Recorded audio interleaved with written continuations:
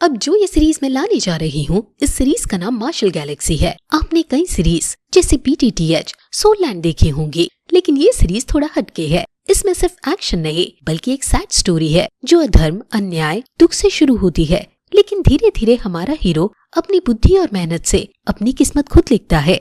तो कहानी शुरू होते ही हमें बहुत समय पहले की बात बताई जाती है कि स्वर्ग में एक डिवाइन मिस्टीरियस क्लॉड्रॉन अपीयर हुआ और उसके अंदर बहुत सारी पास थी। हर कोई उसे हासिल करना चाहता था, जिस वजह से वहाँ युद्ध छिड़ गया। जैसे हमारे यहाँ की कहानियों में देवताओं और असुरों के बीच किसी दिव्य चीज जैसे अमृत या कोई हेवनली वेपन के लिए युद्ध होते आए हैं, ऐसे ही इस कहानी में देवताओं और असुरों के बीच युद्ध होने लगा है। जो अच्छाई यानी देवताओं की साइड है, उनका नाम eastern heaven emperor, flame god goddess और ह्यूमन एम्परर है। असुरों की तरफ से 3 क्लैन है और उनके नाम डेमन्स, डेविल और अंडरवर्ल्ड है।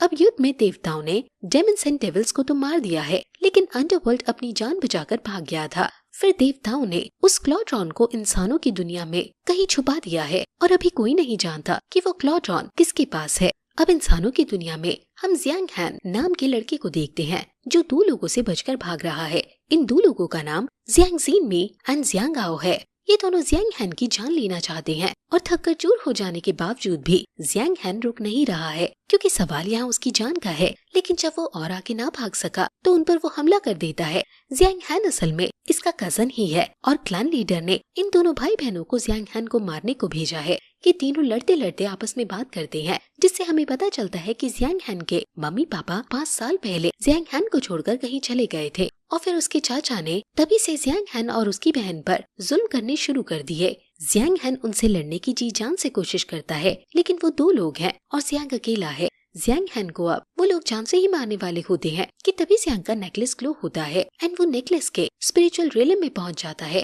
तभी वहाँ उसके सामने एक लड़की आती है जो बताती है कि ये डिवाइन बीस्ट क्लॉड्रॉन है और मैं यहाँ की रखवाली करती हूँ। इस लड़की का नाम त्यान यू है। इस क्लॉड्रॉन के अंदर बहुत सी चीजें हैं जो जियांग हैन की कल्टीवेशन को बढ़ा सकती हैं। त्यान यू उसे लालच देती है कि क्या तुम्हें कुछ यहाँ से चाहिए, जिस पर जियांग हैन मना कर देता है। वो समझ चुका है कि अब मरते हुए ही त्यान यू ने उसे क्लॉड्रॉन में बुलाया है, मतलब त्यान यू भी उससे कुछ ऐसा चाहती है जो बहुत मुश्किल है। जियांग हैन की समझदारी देखकर त्यान यू इम्प्रेस हो जाती है और कहती है कि मैं तुम्हारी कल्टीवेशन बढ़ाने में मदद करूंगी और बदले में तुम मुझे दीवार पर गड़े हुए इन 20 का खून ला कर दोगे। ये सुनकर जियांग हैन फिर से मना कर देता है कि वो इतना शक्तिशाली नहीं है कि वो किसी डिवाइन बीस्ट से लड़ सके, जिस पर त्यान यू उसे 3 ब्लड लाइन डिवाइन एबिलिटीज देती है। ये एक तरह से यहाँ की पिल्स हैं, जिसे लेने के बाद उसकी कल्टीवेशन बढ़ जाएगी। जियांग इन पिल्स को खा लेता है और कल्टीवेशन करने लगता है और तुरंत फिर उसकी सोल पावर 2 रैंक से बढ़ जाती है। वो फिर स्पिरिचुअल रियलम से बाहर आता है और तुरंत अपने दुश्मन की तलवार रोक देता है। जियांग हैन की पावर एकदम से बड़ी हुई देखकर दोनों शॉक हो जाते हैं, लेकिन वो समझ जाते हैं कि जरूर इसके पिता ने कुछ डिवाइन एबिलिटीज इसे दी होंगी, जिस वजह से इसने इतनी जल्दी कल्टीवेशन करके पार बढ़ा ली। अब जियांग हैन गुस्से में अपनी ऑरा को निकालता है और इन दोनों भाई बहनों पर हमला कर देता है। वो आदमी जियांग को मारने के लिए आगे बढ़ते हैं, लेकिन अपनी फास्ट स्पीड का यूज करके जियांग उसके पीछे पहुंच जाता है और तुरंत उसके पेट में तलवार घोंप देता है। अपने भाई को मरता हुआ देखकर वो लड़की बहुत डर जाती है, लेकिन फिर भी गुस्से में उस पर हमला कर देती है। BTTH के अंदर जैसे जियांग के पास 3000 थंडर स्ट्राइक की टेक्निक है, ऐसे ही इसके पास फास्ट चलने की टेक्निक आ गई है, जिसे ये शैडो घोस्ट कहता है। वो शैडो घोस्ट का यूज करके लड़की के पीछे आ जाता है और फिर मौका देकर उसे धक्का दे देता है, जिससे वो दूर गिर जाती है। अब जियांग हैन उसकी मौत बनकर उसके आगे ही आ रहा था कि तभी वो गिड़गिड़ाने लगती है और कहती है कि मैं तुम्हारे पेरेंट्स के गायब होने का रहस्य बताऊंगी। वो उसे अपने पास बुलाती है और उसके पेरेंट्स के गायब होने के पीछे जियांग ज़्याओ त्यान का हाथ बताती है, लेकिन फिर तभी वो मौका देखकर जियांग हैन पर हमला कर देती है। जियांग हैन उसके हमलों से बच जाता है और अब वो उसे माफ नहीं करता और उसका गला काट देता है। जियांग ज़्याओ त्यान जियांग फैमिली का करंट लीडर है, जिसने 5 साल पहले जियांग हैन के मम्मी पापा को भगाकर लीडर की पोजीशन हासिल की थी। अब चांद सर पर था और जंगल गहरा था, इसलिए जियांग सतर्क होकर आगे बढ़ ही रहा था कि तभी उसको किसी की आहट सुनाई देती है और तुरंत वो अपना ब्लेड उस पर दे मारता है, लेकिन उसका ब्लेड हवा में एक प्रोटेक्टिव बैरियर से रुक जाता है। वो वहाँ एक लड़की को देखता है जो टाइगर पर बैठे हुए इस चांदनी रात में जाम लगा रही थी। वो लड़की अपनी ही मस्ती में शराब के नशे में चूर है। जियांग हैन जिसके साथ अभी तक सिर्फ बुरा ही हुआ है और दूध का चला तो छाछ भी फूक फूक कर पीता है, इसलिए वो लड़ाई की पोजीशन में आ जाता है। पहले तो उसे लगता है कि जरूर इस ताकतवर लड़की को उसके बुरे चाचा जियांग ज़्याओ त्यान ने ही भेजा है, लेकिन फिर जब वो लड़की कहती है कि आखिर तुम कौन हो, तुम कोई लुटेरे हो जो मुझे लूटना चाहते हो, जियांग हैन के मन में संकोच आता है और कहता है कि मैं तो बस यहाँ से गुजर रहा था। वो उसकी तरफ चाकू फेंकने के लिए माफी मांगता है और जाने लगता है, लेकिन वो लड़की उसे रोक देती है और उससे इस जंगल से बाहर निकलने का रास्ता पूछती है, क्योंकि वो यहाँ भटक गई है।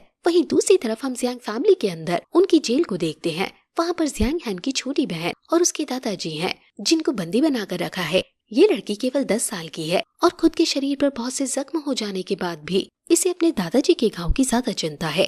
ये अपने माँ बाप को याद करके बहुत दुखी होती है, लेकिन दादाजी उसे सांत्वना देते हैं कि वो तुम्हें बहुत प्यार करते थे।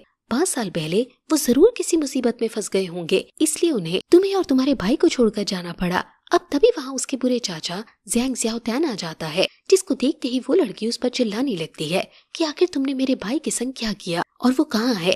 जियांग ज़्याओतियान उसको थप्पड़ मारकर साइड हटाता है और फिर अपने लीडर से मिलता है और कहता है कि तुम जो ये भुगत रहे हो ये तुम्हारी वजह से ही है। तुम ही 16 साल पहले ज़ैंग हेंसू नाम के आदमी को हमारा भाई बनाकर क्लैन के अंदर ले आए थे। ये लोग और भी बातें करते हैं, जिससे हमें पता चलता है कि ये एल्डर ज़ैंग हेंसू को 16 साल पहले क्लैन के अंदर लाए थे। ज़ैंग हेंसू बहुत बड़ा जीनियस और कल्टीवेटर था और सभी लोगों से इम्प्रेस होकर उसे क्लैन लीडर बनाना चाहते थे, लेकिन ज़ैंग ज़्याओतियान को ये मंजूर नहीं था। इसलिए 5 साल पहले ज़ैंग ज़्याओतियान ने विरोध यानी बगावत छेड़ दी, जिस वजह से इस क्लैन में उथल पुथल हो गई। ज़ैंग ज़्याओतियान अब एल्डर से वो एंशिएंट सीक्रेट टेक्निक और एबिलिटीज मांगता है, जिसकी मदद से ज़ैंग हेंसू इतना ज्यादा ताकतवर बना था। लेकिन एल्डर उससे कहते हैं कि ज़ैंग हेंसू किसी बाहर की टेक्निक से नहीं बल्कि खुद की मेहनत से इतना ताकतवर बना था। ज़ैंग इस बात को मानने को राजी नहीं है और कहता है कि जब तक तुम मुझे वो टेक्निक्स नहीं दे दोगे तब तक तुम यही इस सुंदर से कमरे में बंद रहोगे। इन 5 साल में ज़्याओतियान ने ज़ैंग हेंसू के बच्चों पर बहुत सितम ढाए और अब वो इस छोटी लड़की जो सिर्फ 10 साल की है उसकी शादी करा रहा है अपने बुढ़े दोस्त से, ताकि उसके संग उसकी दोस्ती पक्की हो सके।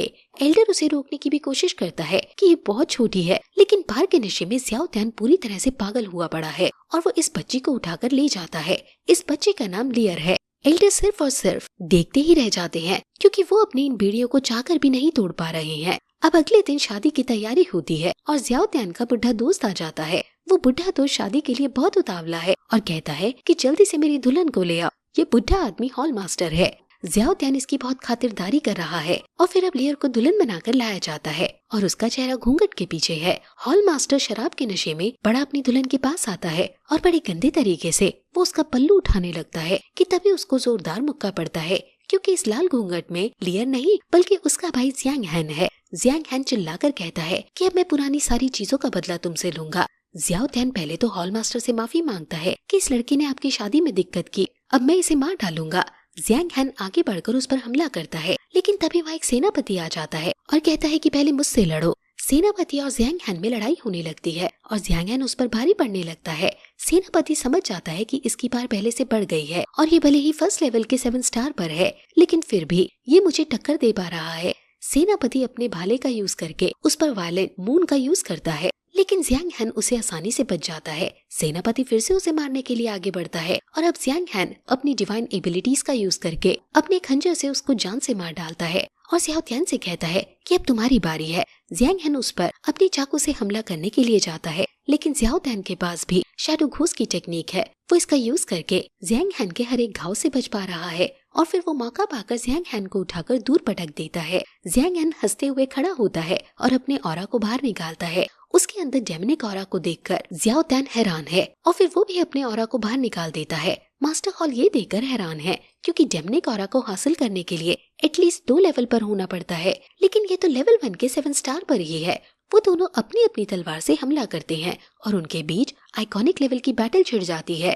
ज़ैंग हैन अब उस पर भारी पड़ रहा है और फिर वो उसको घुमा घुमा कर पीछे से उसके पेट में तलवार घोंप देता है। ज़्याओतियान उसे दूर हटाता है और काफी जख्मी हो जाता है। ज़ैंग हैन फिर से हमला करता है और जितना भी उसने उसके परिवार को दुख दिया है वो एक एक अटैक से उसका बदला लेने लगता है। वो उसका हाथ काट डालता है और अब तो ज़्याओतियान को गुस्सा चढ़ जाता है। ज़्याओतियान अपने ऑरा को इकट्ठा करके उस पर अपनी डिवाइन एबिलिटीज का यूज करता है, जिससे ज़ैंग हैन 2 कदम पीछे होता है और उस पर काउंटर अटैक करके उसे नीचे गिरा देता है। डिवाइन एबिलिटीज भी ज़ैंग हैन का कुछ नहीं बिगाड़ सके और इस बात से ज़्याओतियान के पैरों तले जमीन खिसक जाती है। अब ज़ैंग हैन उसकी जान लेने को आगे बढ़ता है, लेकिन तभी ज़्याओ तैन एक डिवाइन पिल को खाता है और उसकी एनर्जी थोड़ी सी बढ़ जाती है। लेकिन फिर भी ज़ियांग हैन पर उसका कोई असर नहीं होता और वो ज़्याओ तैन को गर्दन से उठाकर दूर पटक देता है और फिर अपनी तलवार से उसके टुकड़े टुकड़े कर देता है। ज़ियाओ तैन के पास बॉडी रीजनरेटिंग एबिलिटी है, जिस वजह से अगर उसके शरीर का एक भी पार्ट जिंदा रहता है तो वो फिर अपनी बॉडी को पूरा बना सकता है। उसका अभी मुंह बचा है। ज़ियांग हैन उसे भी मारने के लिए आगे बढ़ता है, लेकिन उसका मुंह बोलता है कि अगर तुमने मुझे पूरी तरह से जान से मार दिया तो मेरा बेटा इसका बदला लेगा। मेरा बेटा, जिसका नाम लैंग पेंग है, वो क्लाउड ड्रीम पेवेलियन का डिसाइपल है और वो तुम्हें फिर नहीं छोड़ेगा। ज़ियांग हैन उसकी बकवास को चुप कराता है और अपने पेरेंट्स के बारे में पूछता है कि आखिर वो कहाँ है, जिस पर ज़ियाओ तैन कहता है कि वो मेरी वजह से गायब नहीं हुए थे। 5 साल पहले मैंने उन्हें एक लेटर दिया था और उनसे इन्हें क्लाउड ड्रीम सिटी में डिलीवर करने को कहा था। वो लोग लेटर को लेकर निकल गए और आज तक वापस लौट कर नहीं आए। ये सुनने के बाद ज़ियांग हैन उसको जान से मार देता है। वहाँ खड़े हॉल मास्टर भी ये सब देख रहे थे और वो तुरंत अपने सैनिकों से कहकर इस पर हमला करवाते हैं। सोल लैंड के अंदर जैसे तांग शैन के पास हाओ तियान हैमर था, ऐसे ही एक डिवाइन हैमर यहाँ आता है और इन सैनिकों पर हमला करता है और उन्हें मार गिराता है। ये हैमर उसी लड़की का है जो ज़ियांग हैन को माउंटेन्स में दारू पीते हुए मिली थी और अब वो ज़ियांग हैन के साथ यहाँ तक उसकी मदद करने के लिए आ गई है। अब इसके आगे की कहानी अगले पार्ट में होगी, जो कल सुबह 8 बजे अपलोड किया जाएगा। ये सीरीज रोज सुबह 8 बजे आया करेगी, तो अब आपसे कल 8 बजे मिलते हैं। तब तक के लिए बाय।